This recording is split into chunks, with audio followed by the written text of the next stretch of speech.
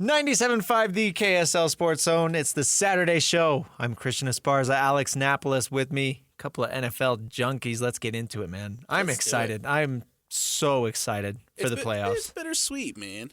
It is, because it's signaling that the season's coming to an end, but this is what we do it for, right? This is what we do it for. This is why you play the game. Exactly. That's what I'm saying. So we got a full slate this weekend. First round of the NFL playoffs, starting with the Chargers at the Texans today at 2:30. Alex, who do you got in this one? Oh, man, give me the Chargers. I just, look, for me, the Texans have been limping into the playoffs. I think they're only, sorry to cut you off, they're only here because the rest of their division is so bad. Yes. The C.J. Stroud, while I thought he started off the season pretty decently, he's been in a sophomore slump. I think I can confidently say that now. This Texans team, bringing in Joe Mixon, bringing in Stephon Diggs, I think there was a lot of hype and surrounding the Texans team, and I wanted them to be good. Don't get me wrong, I did want this team to succeed, but I think that they've limped into the playoffs. And I'm not going to pick John Harbaugh, or I'm not going to pick against John Harbaugh, is what I should say. And that's the interesting thing, because the Chargers obviously might be cursed. They have a tradition, a history, but I think tradition is the better word, because they seem to enjoy doing it, of shooting themselves in the foot when it comes to the playoffs. Yeah. Like I've never seen a Chargers team be good in the playoffs. And that's going all the way back to Phillip Rivers. But that might be different now. It might be different now. And that's the thing, is Jim Harbaugh is so good in the playoffs. There you go. He's so good in the playoffs. I mean, that's what he does, is win football games. And he has seemingly come in and changed the culture in LA. And I'm with you, Alex. I think Justin Herbert is going to win his first playoff game this year. Yeah. Going back to the last time he was in the playoffs when they were up, 27-0 over the Jaguars, or maybe it was 20-0. Oh, yeah. And they blew that away. Yeah. Jim Harbaugh would never let that happen. Yeah, I forgot that happened.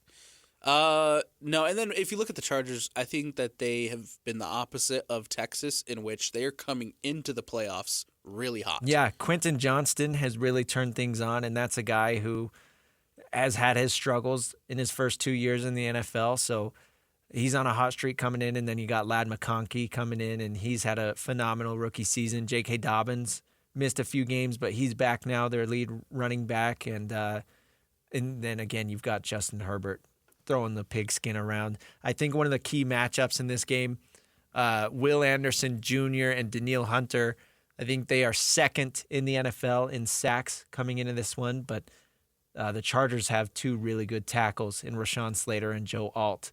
Of course, it was pretty controversial that the Chargers took Joe Alt with the 5th pick instead of going with Malik Neighbors or somebody like that.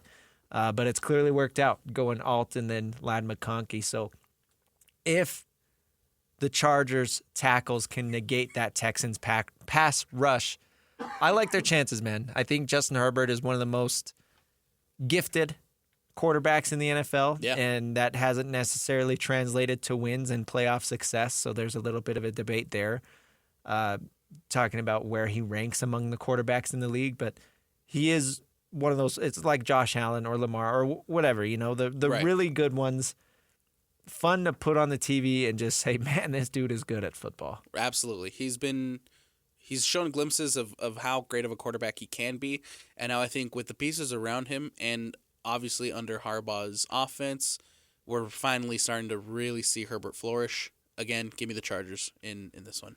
Steelers-Ravens, 6 p.m. AFC North matchup. I've talked a few times on this show about how much fun it is to watch AFC North football because you never know who's going to win. Is it different going in the playoffs? Yes.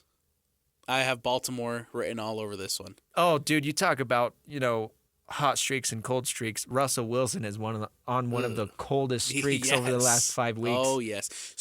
He's been so bad over the course of the last couple of weeks that Mike Tomlin's in his pre-pressers, right, leading up to the game, in his press conferences leading up to the game, saying that they might go to Justin Fields in the playoffs. They might have to. You're We'll going to make see. a quarterback switch going into the playoffs? What are we doing? Yeah, they never. Justin Fields played really well to start the year for Pittsburgh. I don't understand why they ever would have went away from that. And I know, obviously, Russ won some games and put them in this position to be in the playoffs. But I don't think Russell Wilson ever did anything that Justin Fields couldn't do. So it will be interesting to see this. And then, of course, on the other side in Baltimore, one of the best teams in the NFL. They've had some of the most dominant performances of the season. Lamar Jackson just named first-team All-Pro. Derrick Henry, second-team All-Pro. Two of the best players in the NFL at their respective positions. So, I can tell you exactly how this game's going to go. okay, Russell Wilson's going to start. Baltimore's going to take a big lead. Fields at some point will come into the game. He'll spark a fire, start leading them back. But by then, it'll be too little too late. he'll get blamed for the loss, and Pittsburgh will lose Justin Fields in free agency. Probably. That's exactly how it's going to go. That's probably what's going to happen. Give me the Baltimore, man. No doubt. All right, 11 a.m. tomorrow, we got the Broncos at the Bills. The Broncos, for the first time in 8 years, are in the playoffs. Now, Alex, I am a Broncos fan. Yes. I was thinking about this the other day. Yes. The last time the Broncos were in the playoffs, I was a sophomore in high school. I didn't even have my driver's license yet. I was not 16 years old yet. The last time Denver was in the playoffs. So this is a big deal for me. But I'd be lying to myself if I came in and said that I think the Broncos were going to win. A couple things, okay? First off, rookie quarterbacks do not win road playoff games. Sure. That historically, they don't. The other reason, and I was thinking about this yesterday in particular, if you look at the Broncos' schedule, obviously their last win of the season was really fun, 38-0 over the Chiefs, and that punched their ticket to the playoffs. But the thing is, their 2 games before that were against the Chargers and the Bengals, 2 borderline playoff teams. Obviously, the Chargers made it, the Bengals didn't. If the Broncos would have won either of those, they could have won either of those 2 games and punched their ticket, 2 or 3 weeks early. Mm-hmm. So they weren't quite must-win games, but they were very big games for Right. the Denver Broncos. They lost both of those. Yes. Okay. That's a great way to look at it. So I don't think Denver is quite good enough to win a playoff game, especially not on the road in Buffalo against Josh Allen. I do like the way the teams match up. I think it could be a sneaky fun game. I don't think it's going to be a blowout, but I don't think the Broncos are ready. But, man, I'm just happy to be here. I am just happy to be here. Yeah, I think, look, and plus you're going to Buffalo, man. I think Josh Allen and the Buffalo Bills get it done against Denver. Yeah. But I think the Broncos defense does a good job of keeping them in the game. Yeah. I've been incredibly impressed with the Broncos defense, but I think the inexperience on the offensive side of the ball, right? You mentioned the rookie quarterback in Bo Nix. Sorry, Bo. I think you've been phenomenal this year, but I just don't think you're there yet. No. And maybe Josh Allen is a little PO'd that Lamar Jackson was named first-team All-Pro instead of him. We'll see how the MVP voting comes down in a couple weeks. Another underrated storyline in this one, Von Miller, of course, former Bronco, did a lot of great things. Super Bowl MVP for them. He's on the Bills. He's not near the player that he used to be when he was in Denver, but it's still fun to see him because he is a franchise great. So it will be interesting to see how he comes out and performs against his old team. He's done some media appearances throughout the week and talked about how much love he has for Denver. So, I'm rooting for him. I love Von Miller, one of my favorite players ever. We'll see how this goes. Again, I'm just happy to be here. Next up, tomorrow afternoon, 2:30, Packers at the Eagles. Sorry. Before we continue, I have one more thing to say, not about the Broncos. I talked about rookie quarterbacks don't win on the road historically. Another historic thing that happens every year, especially since they've started the Super Wild Card Weekend, there is always an upset. Now, right now, we have not picked an upset. But there always is one. I'm about to pick an upset. Are you? Okay. You think the Packers are going to beat the Eagles? Dude, give me the Packers. Okay. What's the hardest thing to do in football? Beating the same team twice. Yes. And especially good teams. Especially good teams. And look, I love Philadelphia. I love Saquon. I think the Eagles if they can get past Green Bay, I think the Eagles will make it to the NFC Championship game. However, you go back to that game in Brazil. First week of the NFL season. Jordan Love didn't play that second half. He was hurt. And I think if Jordan Love would have finished that game, I think Packers take it in Brazil. Yeah. So, okay, I like that point because that's a point that I go to a lot as well. But the biggest question mark for me is going to be what's Jordan Love's health looking like? Because he did leave that Bears game injured. Elbow, right? With an elbow. Okay. Hopefully it was precautionary. Hopefully it was, let's wrap this guy in bubble wrap, nobody breathe on him type thing. So, yeah, I'm with you there, though, because that's, again, you just look at historic things, It is very hard to beat a good team twice. It just doesn't happen. So, if the Eagles do beat the Packers, all credit to them.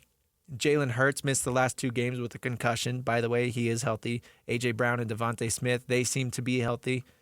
Both teams should have some firepower coming in. The Packers lost Christian Watson. He tore his ACL, so we'll see how that passing attack looks, but their receiving core is pretty deep.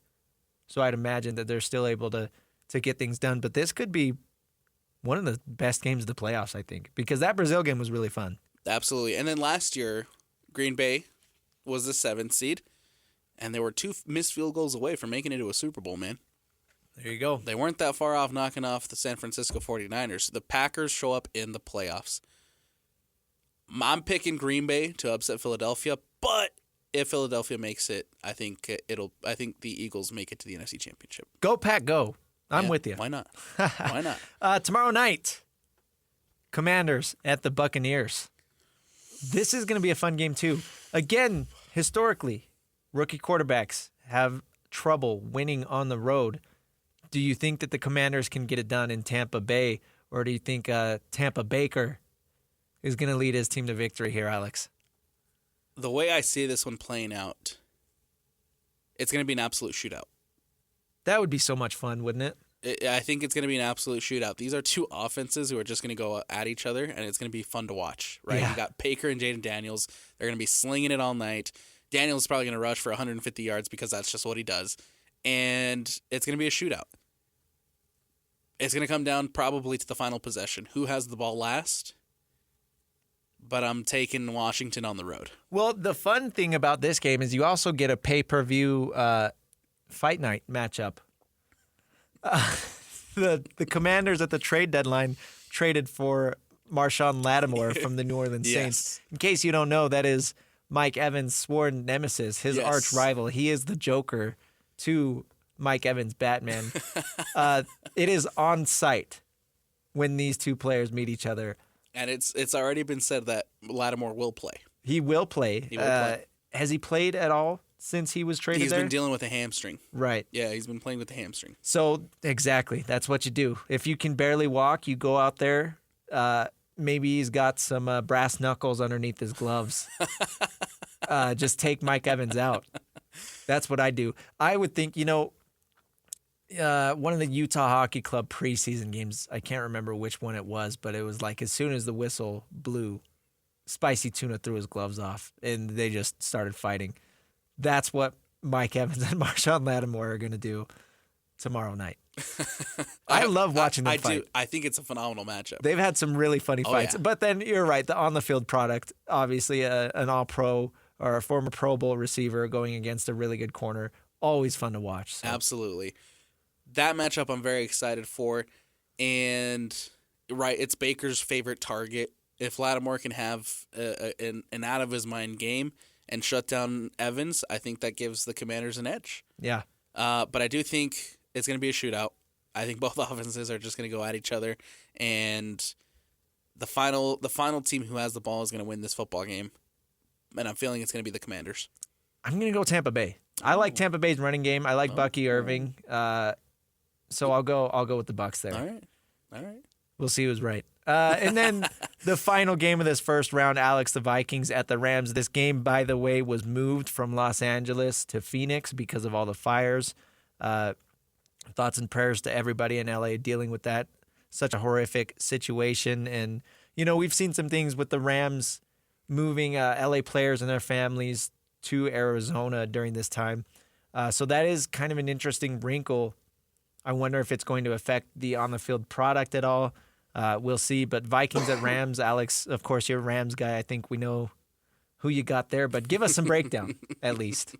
Look, I think Minnesota were exposed a little bit against the Lions, man. Oh, I thought the Lions did a really good job of their coverage down the field to deny Darnold's options to get the ball out. yeah. In which case turned to the D-line for the Lions, getting breaking the pocket, collapsing that pocket real quick for Darnold, and not allowing him any time to get the ball out. The Rams do a great job on the defensive line doing just that. The Rams have a better defensive front than the Lions do. I would probably say so. Yeah. I would probably say so. Might be a little biased, but if the Rams can do the same thing that the Lions did in getting pressure to Darnold, collapsing that pocket, forcing him into making quick decisions, that's how you beat the Vikings. Sam Darnold was charted with 8 overthrows in that Lions game, the second most of his career. The most was the infamous game when he was with the Jets and he said, "I'm seeing ghosts out there." But he was seeing ghosts in Detroit. He was. So we'll see if I was going to make a Ghostbusters joke, but it wouldn't work. We'll see if Sam Darnold can clean that up because he did. I mean, if their receivers were 7 feet tall, he would have had the game of his life. But he was overthrowing everybody. Hawk, Yes. Justin Jefferson, Jordan Addison. Yes. Nobody could reel it in. And then there were some plays where it looked like he may have, I don't know their offense, but it looked like he may have made the wrong read. There were players open that he was missing in the end zone. So, yeah, I think this game all depends on what version of Sam Darnold we're going to see. If you can rattle Darnold, and again, just like the Lions did, and you don't allow Darnold to get the ball to a Justin Jefferson to make plays, I think the Rams have a good shot. But what's the hardest thing to do in football, Christian? Beat a good team twice. Beat a good team twice. And the Rams beat the Vikings in the regular season. Good point. I think if I'm coming down to picking who I think is going to win this game, it's such an interesting coaching matchup, too, because Kevin O'Connell was with the Rams. Part of the coaching tree, yeah. He learned under Sean McVay. Yep. So maybe that's either going to help him or hurt him, right? Either Sean McVay is going to say, hey, I know what you're going to do to come try and beat me. Bill Belichick never lost to any of his former assistants. Or you're going to see Kevin O'Connell come in and say, hey, I know exactly what you're going to do. I know how to beat you. So we'll see. I think there's a lot of fun storylines to this Monday night game. Who's your pick? I haven't picked yet. Okay. All right. I was about to make a pick, and then I questioned myself. I'm putting you on the spot. I think I'm going to go Vikings. Okay. I think I am. I think that Kevin O'Connell is going to have Sam Darnold ready. And obviously Sam Darnold, I tweeted this out last week during the Lions game. He lost himself a bunch of money, I think. And if he loses this game, he's going to lose himself even more money. So I think Sam Darnold himself, for personal reasons, has a lot riding on the line here. If he wants to secure a big bag in the offseason, I think this game is probably the most important game of his career. Give me the Rams, man. I'm not going against the Rams at this moment. I don't fault you. I get you. I think it's going to be a fun game, fun weekend overall. I think all of these games are going to be tremendous. I love NFL playoffs, so we'll see how it goes. Best time of the year, man. Best Playoff time of the baby. year. Again, they start today, 2:30 kickoff with the Chargers and Texans. So we'll see how that goes. We got to take a break. Coming up next, we will get into 5 minutes of the Utah Hockey Club dealing with a major injury. That always sucks. We'll get into that next. This is the Saturday Show, 97.5, the KSL Sports Zone. Welcome back to the Saturday Show, 97.5, the KSL Sports Zone. I'm Christian Esparza and Alex Napoles by my side. Alex, it's time for 5 minutes of kind of rapid fire. Talk about a lot of things. Let's start off with this. You're a big RSL guy. You do a lot of great work on the RSL Show podcast for KSLSports.com. RSL blowing things up. Top to bottom, changes all around. They are trading Chicho Arango to the San Jose Earthquakes, and then they also made some other changes. It sounds like they're going to be possibly losing Gavin Beavers and Anderson Julio. Yes, Anderson Julio is official. That's a move that's already been made as he makes his way over to FC Dallas. Gavin Beavers potentially heading over to Europe. That deal currently being finalized, heading over to Brøndby. And the big one, Chicho Arango to San Jose Earthquakes. A shock. His time in Salt Lake City was short and kind of sweet. Kind of sweet up until the second half of the season. Took him a little while to get going. And then he got really hot. Yes. And then, boy, did he cool off. Oh, yeah. Yes, Christian Arango heading over to the San Jose Earthquakes.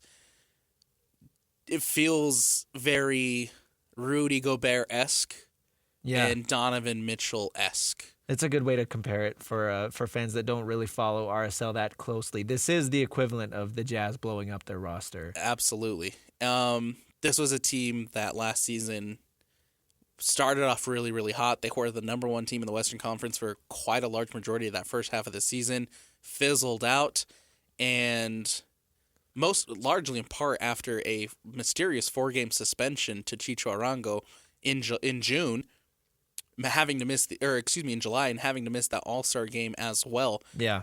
They still not a lot of information as to why that suspension came, but Chicho Arango is definitely not the same player after that suspension. And now, again, like a Donovan Mitchell, like a Rudy Gobert trade, they've kind of blown up the attack for Real Salt Lake. You lost Chicho Arango, who had 17 goals. Anderson Julio is no longer a part of this team. Matt Crooks was transferred back to England earlier this week as well. They traded away Andres Gomez midway through the year. You lost Andres Gomez, absolutely. All the top goal scorers for Real Salt Lake beside Diego Luna are no longer a part of this roster. They've completely blown up the attack, which is mind-boggling considering that they have Champions Cup coming up here in less than 2 months. Wow. Losing is hard to watch. That is probably one of the most frustrating things as a fan. But what's even more frustrating is looking back at seasons like this and, the what could have been seasons. Because, yes, RSL had so much momentum. I mean, I had my December schedule cleared. I thought we were going to have a parade here in Salt Lake, a championship parade. But all jokes aside, that is the reality. We are going to look back on the season and always think of what could have been.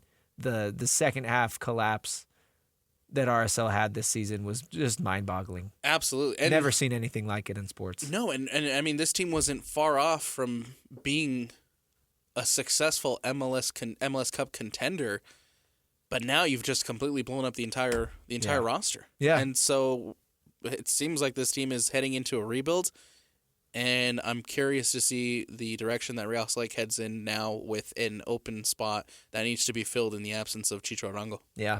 We'll see how that goes. Let's switch gears. Let's talk Utah Hockey Club. They got back in the win column last night. It was good to see. They beat the San Jose Sharks 2-1. Barrett Hayton putting the go-ahead goal with just under 2 minutes left. And this is kind of a fun rivalry emerging for the Utah Hockey Club against the San Jose Sharks, going back to that infamous blown 3-1 lead that Utah Hockey Club ended up losing that game early on in the year. But they've played 3 times now. Utah Hockey Club has won 2 of those games. They've won the last 2 matchups for what it's worth. But they mentioned it a few times on the broadcast, this is becoming kind of a rivalry for the Utah Hockey Club. And I think that's really fun, seeing the rivalries emerge for this new franchise. Of course, this team was around. They were the Arizona Coyotes last year, and who knows what they were up to as far as rivalries. I don't know if anybody really took them seriously, but I mean, coming up here to Salt Lake City and seeing this tradition emerge as far as who are you going to start rivalries with? Who are you going to have bad blood with? Who are you going to know is, it's must-see TV every time these guys play? And it looks like that might be the San Jose Sharks. And I feel like it stems from that first game against the San Jose Sharks where you're up 4-1, and then within 3 minutes you allow them to come back, and then you lose in overtime. Oh, I'm still so upset about it. I think a lot of fans are. Yeah, sensitive. It's still a sensitive topic, so it's nice to go and get that 2-1 win against San Jose last night. And I want to go back to Wednesday night where you welcome in the defending Stanley Cup champions in the Florida Panthers. Yeah. And I honestly don't think they played that bad of a game. No, they didn't. And so the 4-1 final is a little misleading because Florida scored 2 empty net goals in the final moments of the game there. So, I mean, you're looking at what's essentially a 2-1 game, right? And this is what we've seen with Utah when it comes to like teams like Dallas. Like they have been hanging with the Dallas Stars all year, and then the reigning Stanley Cup champions come in, and Utah doesn't look bad against them. Now they got pushed around, they got kind of bullied a little bit because Florida is a very physical team, but I mean it's very encouraging to see them stick around with the top dogs in the NHL, and that's something that we've kind of seen all year, right? So I think that's fun. Logan Cooley almost had one of the coolest goals I've ever seen. I don't know how often this happens, but Logan Cooley was skating towards the net. He had a defender on him, but he turned around. His back was to the goal, and he fired a shot through his own legs backwards, and he missed the net. Didn't happen, but it was close. But, Alex, we got to talk about the biggest news with the Utah Hockey Club. Star Dylan Guenther suffered what was called a lower body injury. We don't really know the extent. It comes from a collision in that Florida Panthers game. But he's going to be out for an extended period of time. All we know is that it's not season-ending, according to Coach Tourney. But it sounds like he will miss a significant chunk of time. Now, he is their leading goal scorer. I believe he is third on the team in points. He's either second or third. So that is a big loss for the Utah Hockey Club, losing one of their brightest young stars. It is a big loss, and I'm curious to see who's going to step up now that Dylan Guenther, of course, is out.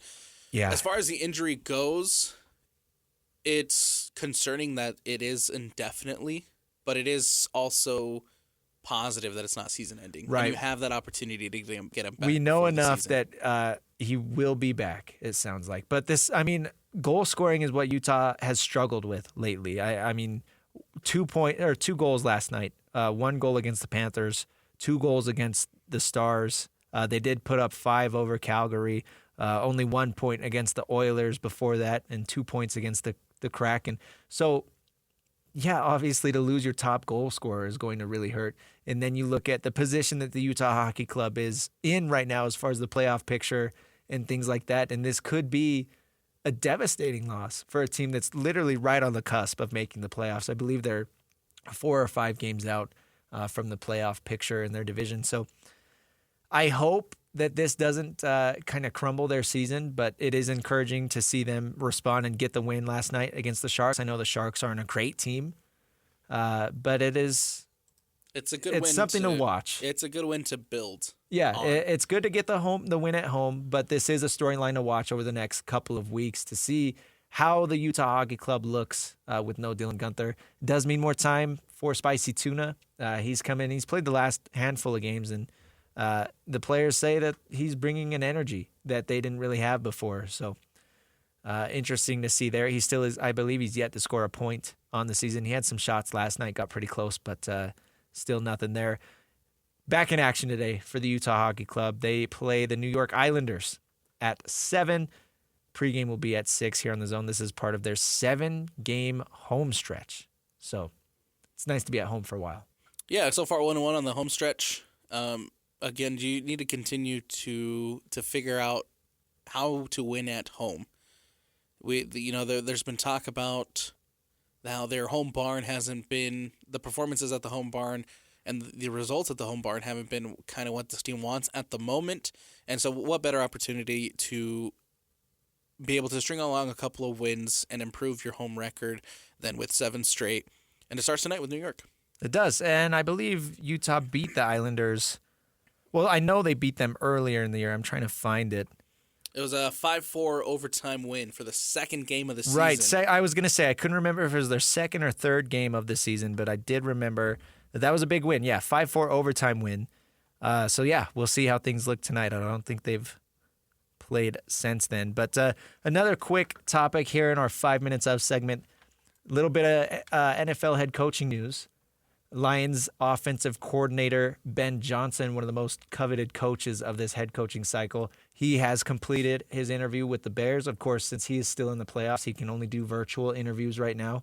And I always think that's an interesting dynamic because they have a lot of work to do if they want to try and, perform in the playoffs and win the Super Bowl. But then these guys are doing interviews for head coaching positions. But Ben Johnson has completed his interview with the Bears. Sounds like all things went well. He is also one of the favorites to land the job in Jacksonville down there with Trevor Lawrence. We'll see how that goes. But some kind of breaking news, nothing big has happened, but it sounds like, Alex, Deion Sanders might have some interest in the Raiders head coaching job. Look, if Deion, what draft pick are they? Are they second or third? No. They fell. They I fell think a little they fell bit. all the way to 8th, right? If they've fallen that far, I'm gonna be interested to see. They're 6th. Oh, they're 6th. Okay, I'm yeah, gonna be behind interested Jacksonville. to see if they decide to make a deal and trade up a little To get bit Shador. to see if he gets Shador or Travis. Yeah, one of them, yeah. That would be so funny. And of course, that's if Deion takes the job. Right. So Tennessee, Cleveland, New York, New England, and Jacksonville all pick in front of Las Vegas. I could see Tennessee, Cleveland, New York being players for a quarterback, but not the Patriots or the Jags. So you're looking at 3 teams in front of the Raiders that may take Shador Sanders. We'll see. It's interesting what Tom Brady has done as a minority owner with the Las Vegas Raiders. It sounds like he has come in and had a lot of influence and a lot of say over the last couple of weeks. It sounded like he was the one that recommended that they fire Antonio Pierce and then general manager Tom Telesco. I wonder if Fox is going to step in and say, hey, man, you're doing a little too much. We can't have you calling games while you're calling shots behind the scenes as well. They're not going to do anything. You don't think so? I don't think so. Something's going to have to give because it sounds like he is, of course, this is all rumors from social media, but from what I've read online, it sounds like he's calling the shots right now for Vegas. And he's also gone as far as reaching out to Bill Belichick. Yeah, he reached out to Bill Belichick, tried to get him to leave UNC.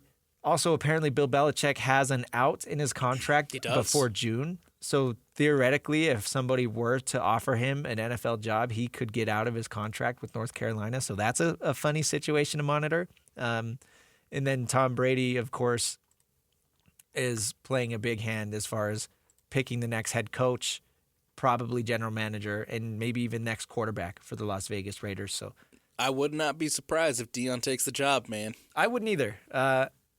Yeah, it's a fun situation to watch because his 2.5 sons left Colorado to go to the NFL. Emphasis on the half. Yeah, emphasis on the half. 2.5 sons left Colorado to go to the NFL. So it's like, why would you stay at Colorado if you were Deion? I mean, if I were in his shoes and I had the chance to follow one of my kids and be their head coach in the NFL, like, heck yeah. If that happens, though, imagine what's going to happen to that Colorado program. Oh, they're going to... All the 5-star recruits he just picked up, all the transfers he just picked up, like what do you do, man? You know? Yeah. It's crazy.